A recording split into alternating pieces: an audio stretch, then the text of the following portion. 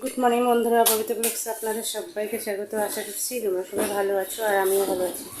তো বন্ধুরা, অনেক দিন ধরে ব্লগ দেওয়া হচ্ছে না ঠিকমতো, তো আজকে আবার সকাল সকাল একটা নতুন ব্লগ নিয়ে এলাম তোমাদের সামনে। তো সকালবেলা দেখতে পাচ্ছ আমার স্নান হয়ে গেছে, এখন বাজে 9:30। তো এখন থেকে আমি ব্লগটা চালু করে দিলাম, তো তোমরা দেখতে থাকো। প্লিজ প্লিজ বন্ধুরা, তোমরা কেউ ভিডিওটা স্কিপ করবে না, ফুল ভিডিওটা দেখবে, তাহলে তোমাদের ভালো লাগবে আর আমারও ভালো লাগবে। আর প্লিজ আমাকে একটু সাপোর্ট করো। তোমরা যারা নতুন এখন অবধি আমার চ্যানেলটা সাবস্ক্রাইব করো নি, তারা অবশ্যই সাবস্ক্রাইব করে নিও আর পাশে বেলটা ক্লিক করে দিও, তাহলে আমার সব ভিডিও সবার প্রথম তোমাদের কাছে পৌঁছে যাবে। আর বন্ধুরা, তোমরা যা আমার থেকে বড় তাদেরকে জানি অনেক অনেক প্রণাম, আর যারা আমার থেকে ছোট তাদেরকে জানি অসংখ্য ভালোবাসে। তো আমার পাশে থাকো, আমাকে একটু সাপোর্ট করো প্লিজ।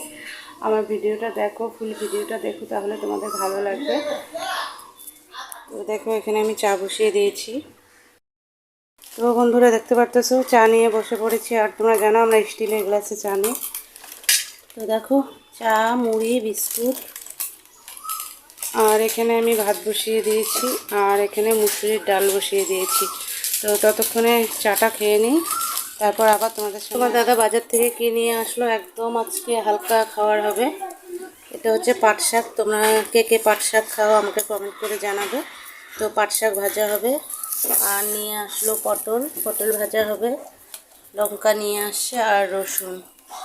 তো মাছ আছে কয়েকটা, তো ওটা ভাজা করব। আর ডিম, মাছ আর ডিম ভাজা করে দিব। ডাল করব, আলু সিদ্ধ দিয়েছি ভাতে। তো ডালটাও প্রায় হয়ে গেছে।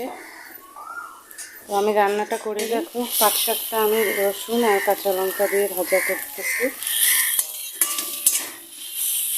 কতটুকু হয়ে গেছে দেখো পাট শাক ভাজাটা। তো বন্ধুরা, রান্না কমপ্লিট হলো। তো চলো তোমাদের সঙ্গে শেয়ার করবো কি রান্না করবো।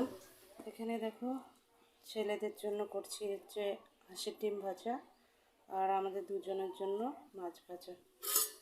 আর এখানে হচ্ছে পটল ভাজা, পাট শাক ভাজা, মুসুরির ডাল, আর ভাতে আলু সিদ্ধ দিয়ে দিয়েছি।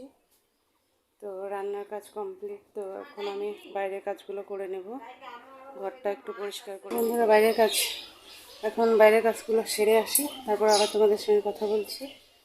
বাইরে কিছু জামা কাপড় ধুয়েছি, বেশি ধুতে পারিনি আজকে, কয়েকটা ধুয়েছি। আর কয়েকদিন ধরে যে বিয়ের অনুষ্ঠানে জুতা পরা হয়েছে, সব জুতোগুলোও ধুয়ে দিয়েছি। দেখতে পাচ্তেছ, সবগুলো ধুয়ে শুকাতে দিয়ে দিয়েছি। যদি আমি না ধুয়ে রাখি তাহলে জিনিসগুলো নষ্ট হয়ে যাবে, তাই আর কি ধুয়ে ভালো করে শুকিয়ে প্লাস্টিকে ঢুকিয়ে রেখে দেবো। নইলে আমাদের বাড়িতে প্রচণ্ড ধুলা হয়, রাস্তার ধুলা, মানে সাইড দিয়ে প্রচণ্ড ধুলা, আমাদের উঠানেও ধুলা।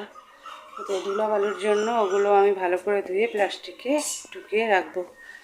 তো আজকে শরীরটা অতটা ভালো নেই, বেশি কথাও বলতে পারছি না। তো ঠিক আছে, আমি আগে কাজগুলোকে করে আসি বাইরের থেকে, তারপর আবার তোমাদের সঙ্গে কথা বলছি।